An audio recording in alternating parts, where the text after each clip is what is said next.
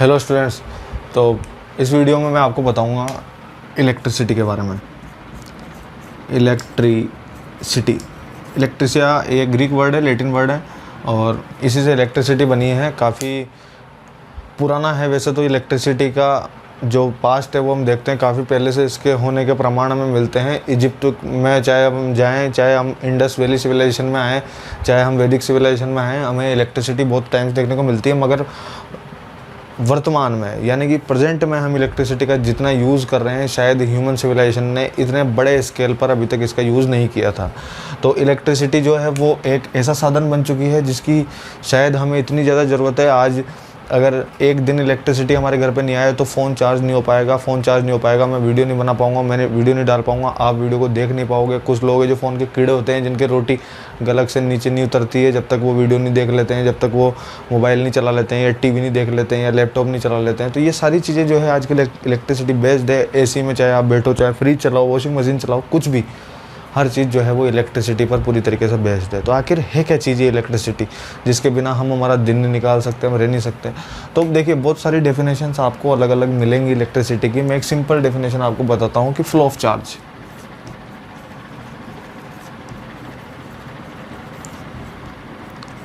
Charge जब flow होते हैं तो वो इलेक्ट्रिसिटी जनरेट करते हैं। जनरली जो हमारे घर के वायर्स हैं इनमें जो चार्ज हैं वो ही फ्लो कर रहे हैं, ठीक है। अभी इलेक्ट्रॉन है, प्रोटॉन है, वो सारी बातें एक तरफ छोड़ देते हैं हम, ठीक है। तो फ्लो ऑफ चार्ज जो है उसको हम बोलेंगे इलेक्ट्रिसिटी। ये चार्ज इतनी स्पीड से फ्लो करते हैं कि आप देखते हैं कि मैं स्विच को ऑन करता हूँ, ऑन करने के मिली सेकेंड के अंदर ही फ़ैन ऑन हो जाता है। ऐसा नहीं है इलेक्ट्रिसिटी आपने फ़ैन चार्ज किया, चार्ज करके आपने बटन दबाया, दबा करके आप बैठे हैं, देख रहे हैं और 2-5 सेकंड बाद फ़ैन चला, ऐसा कभी नहीं होता। हाथों हाथ ये चीज़ वर्क करती है, तो इसकी स्पीड भी बहुत ज़्यादा होती है। नेक्स्ट टॉपिक जो हमारे है वो है electric current and circuit. Circuit का नाम सुनते ही मुन्ना भाई MBBS वाला सर्किट नहीं, सर्किट का नाम सुनते ही हमारे दिमाग में ये आता है कि यार कोई कॉम्प्लेक्स सी चीज़ होती है, मगर ऐसा कुछ नहीं होता है। देखिए सपोज़ आपके पास एक छोटी सी LED है, छोटा सा आपके पास बल्ब है, आपको उसे जलाना है। देखिए ये बल्ब लेकर के आया, आपको इसको जलाना है। आप क्या करेंगे, आप देखेंगे इसमें 2 वायर होंगे, हालांकि इनमें से एक पॉजिटिव होता है, एक नेगेटिव होता है, मगर हमें तो पता नहीं होता, ना ही इस पर लिखा होता है कि कौन सा पॉजिटिव है कौन सा नेगेटिव है। तो आप क्या करेंगे, आपके पास कुछ भी नहीं है सर, आपके पास तो एक सेल है। तो जब आप सेल से एक पॉइंट से वायर लेकर के इधर कनेक्ट कर देंगे, दूसरे पॉइंट से वायर लेकर के इधर कनेक्ट कर देंगे, जैसे ही वायर कनेक्ट हो जाएंगे बल्ब जल जाएगा। तो इसी को बोला जाता है सर्किट। अब इसमें कुछ चीज़ें हमारी उपयोगिता के हिसाब से, ताकि हम उस चीज़ को और ज़्यादा कंफर्टेबल बना सकें, हम ऐड करते जाते हैं। मैं एक स्विच लगा दूंगा क्योंकि मैं नहीं चाहता मेरा सेल जो है वो डाउन हो जाए, कंटिन्यू बल्ब चलता ही रहे दिन रात, ज़रूरत ही नहीं है उसकी। तो मैंने एक स्विच लगा दिया। अब जब हम इसको ड्रॉ करते हैं तो उस टाइम हम सेल या बैटरी को इस तरीके से नहीं बनाते हैं। इनका एक पैटर्न होता है, हम एक बड़ी और एक छोटी लाइन बनाते हैं। बड़ी लाइन को पॉजिटिव और छोटी लाइन को नेगेटिव से बताया जाता है। ये सेल का डायग्राम होता है और जब 2 सेल आप लगा दोगे तो वो हो जाएगी बैटरी।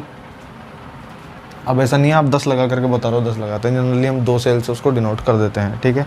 तो अब ये सिंपल आपका एक सर्किट हो गया, इसी को बोलते हैं हम इलेक्ट्रिक सर्किट। इस सर्किट में करंट फ्लो करता है, कहाँ से कहाँ करेगा सर, पॉजिटिव से नेगेटिव की ओर करेगा। जो फ्लो होगा इसका वो हमेशा पॉजिटिव से जाएगा और नेगेटिव की तरफ जाएगा। नेक्स्ट है आपके पोटेंशियल डिफरेंस। पोटेंशियल डिफरेंस एक बहुत ही इंपॉर्टेंट टर्म है जब हम इलेक्ट्रिसिटी की बात करते हैं। और क्या होता है पोटेंशियल डिफरेंस की, जब आप बुक के अंदर निकाल करके देखोगे, खोल के देखोगे तो बहुत ही खतरनाक लेंदी वाली डेफिनेशन होती है। आप उसको पढ़ोगे तो आधी तो उसको पढ़ के ही भूल जाओगे। मैं आपको एक सिंपल सी चीज़ बता देता हूँ कि किसे पोटेंशियल डिफरेंस बोला जाता है। पोटेंशियल डिफरेंस को PD भी बोलते हैं अपन, पोटेंशियल डिफरेंस शॉर्ट फॉर्म में PD। V से इसको डिनोट किया जाता है। V यहाँ पर है वोल्टेज। तो यानी कि जो आपके घर में आता है वोल्ट, वो असल में पोटेंशियल डिफरेंस ही है। और वो वोल्ट क्या है, देखा होगा आपने, 220 वोल्ट जनरली इंडिया में आता है ना। और 220 वोल्ट से ज़्यादा हमारे घर में नहीं आ सकता, इससे कम भी नहीं आता है। इसको रोकने के क्या बंदोबस्त होते हैं वो हम बाद में पढ़ेंगे। पर V = W/Q। यहाँ पर W है जो वो है आपके वर्क डन, और Q है वो है चार्ज मूव्ड। यानी किसी भी वायर में एक पॉइंट से दूसरे पॉइंट तक जो चार्ज मूव करता है उसमें जितना वर्क डन होता है उसी को पोटेंशियल डिफरेंस कहते हैं। यहाँ से ए पॉइंट से बी पॉइंट तक, मैं यहाँ लिख देता हूँ, ए पॉइंट से बी पॉइंट तक जाने में किसी भी चार्ज को कितना वर्क डन करना पड़ा, ये उसका पोटेंशियल डिफरेंस होगा। वोल्ट से इसको डिनोट किया जाता है। इंडिया में आता है ये 220 वोल्ट। और ऐसे देखा जाए तो 1 joule upon 1 coulomb equals to होता है 1 वोल्ट। जूल जो है वर्क डन की यूनिट है और कूलम जो है वो चार्ज की यूनिट है। और इस फॉर्मूले को याद रखना आप, V equals to W upon Q, कई सारे न्यूमेरिकल्स में जो है वो ये काम आएगा। देखिए सर्किट डायग्राम जब भी हम बनाते हैं तो कुछ नोटेशंस होते हैं जिनका हमें ध्यान रखना होता है। देखिए जब हम व्हाट्सअप चलाते हैं या दूसरी सोशल मीडिया प्लेटफॉर्म का यूज़ करते हैं तो हमने देखा होगा कुछ इमोजीज़ आती हैं। वो इमोजीज़ क्या करती हैं, हमें कुछ लाइन लिखने से बचा लेती है। हंसने की इमोजी भेज दो और हा नहीं लिखना पड़ेगा, कोई दूसरी इमोजी भेज दो और कुछ नहीं लिखना पड़ेगा। तो वैसे ही यहाँ पर भी काम करती है चीज़। जैसे कि हमें सेल बनाना है तो हम ऐसे सिंगल लाइन डिनोट करेंगे। जब हमें बैटरी बनानी है तो हम ऐसे डबल लाइन डिनोट करेंगे। ये है आपके सेल, ये आपके बैटरी हो गई। फिर आपको रेजिस्टेंस बनाना है, रेजिस्टेंस इस तरीके से बनेगा। आपको वोल्ट मीटर लगाना है तो एक सर्कल बनेगा जिसमें V लिखा होगा। आपको अमीटर बनाना है तो ऐसे A लिखा हुआ होगा। फिर अगर आपको कोई एपरेटस बल्ब बनाना है सपोज़, तो आपको ऐसे सर्कल करके नीचे ऐसे गोल गोल लाइनें बना देनी है जिसमें आपको बल्ब मिल जाएगा। स्विच ऑफ ऑन, अभी ऊपर है ऑफ है, नीचे कर दिया ऑन हो गया। ठीक है, तो ये कुछ बेसिक से हैं जो हमें बनाने होते हैं। जैसे आप, ये कुछ बेसिक डायग्राम है जो हमें बनाने होते हैं। जैसे पर कुछ सर्किट डायग्राम ऐसा बन गया कि एक वायर जा रहा है, इसके ऊपर से आपको दूसरा वायर निकालना है, तो हम ऐसे क्रॉस करके नहीं निकालते हैं उसे। हम क्या करते हैं कि ऐसे ले जा करके और ऐसे ऊपर राउंड करके ही बना देते हैं। तो ये कुछ एक सावधानियां हैं जो हमें सर्किट डायग्राम बनाते वक्त ध्यान रखनी पड़ती है। ये सिंपल चीज़ें मैंने आपको बता दी जो इसमें। ओम्स लॉ, एक साइंटिस्ट थे ओम, जिन्होंने हमें बताया कि बेसिकली इलेक्ट्रिसिटी के अंदर वोल्टेज, रेजिस्टेंस और करंट के बीच में क्या रिलेशन होता है, और इसी को हम ओम्स लॉ के नाम से जानते हैं। काफ़ी पॉपुलर है ओम्स लॉ इलेक्ट्रिसिटी चैप्टर के अंदर। और जो कि होता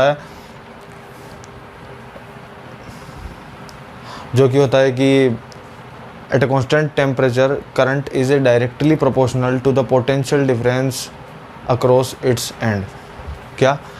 कांस्टेंट टेम्परेचर पे current is directly proportional to the potential difference across its end, यानी कि V equals to I into R। या आप यूँ कह लो कि R equals to V upon I। Constant temperature पे current flowing through the conductor is directly proportional to the potential difference across its and.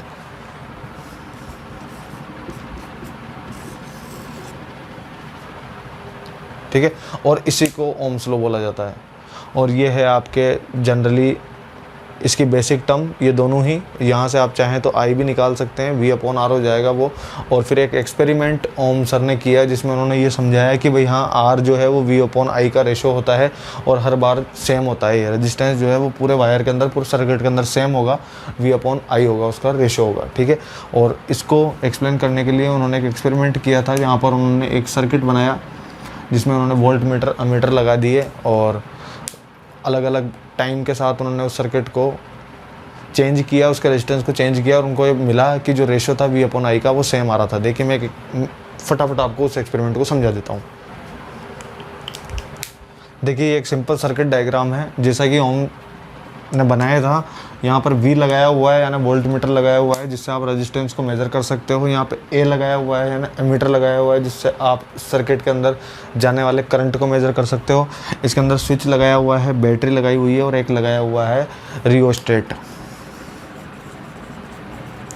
जिसके अंदर आप रेजिस्टेंस को जो है वो कंट्रोल कर सकते हो कि कितना रेजिस्टेंस जाना चाहिए, कितना नहीं जाना चाहिए, ठीक है। अब मैंने क्या किया, जैसे ही इसके अंदर करंट फ्लो कराया, करंट फ्लो कराने के बाद में मैंने V और I का रेशियो ले लिया और उसको मेज़र कर लिया। फिर मैंने थोड़ा सा रेजिस्टेंस बढ़ाया और फिर V और I का रेशियो ले लिया, फिर थोड़ा सा रेजिस्टेंस बढ़ाया और फिर V और I का रेशियो ले लिया। तो मुझे मिला एंड में वो एक स्ट्रेट लाइन मिली सॉरी। तो मुझे पता लगा कि जो रेजिस्टेंस है वो हमेशा कांस्टेंट होता है, और यही बात जो है वो ओम सर ने बताई। तो देखिए, आज की वीडियो में जनरली मैंने आपको बताया कि इलेक्ट्रिसिटी क्या होती है, क्या पोटेंशियल डिफरेंस होता है, ओम्स लॉ क्या होता है, इसकी बेसिक डेफिनेशन है। इसके नेक्स्ट पार्ट में मैं आपको बताऊंगा कि कैसे रेजिस्टेंस काम करते हैं, किस किस तरीके से रेजिस्टेंस का अरेंजमेंट सीरीज़ और पैरेलल सर्किट में होता है। वीडियो को देखने के लिए थैंक यू। आपको जो भी चीज़ पसंद आई है, जो भी बात आपको समझ आई है, वो आपको कमेंट बॉक्स में लिखनी है।